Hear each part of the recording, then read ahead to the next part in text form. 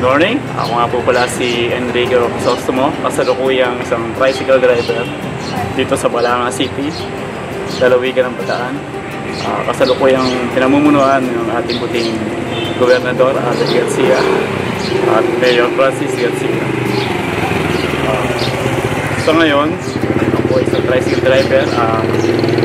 Madalas akong pumila sa koda ng BGS dito po sa trade.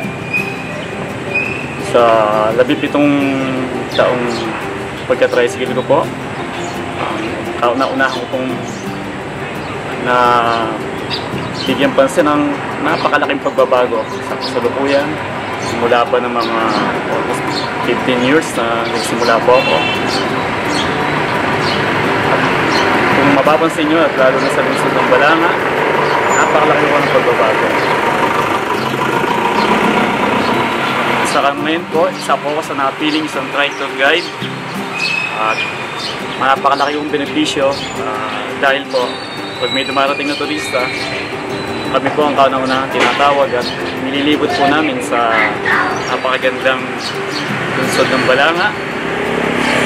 So sabi po natin ng mga tao dito ay mga kaibigan at masasabi natin napakatapat po. I am Wang with Bon Bataan.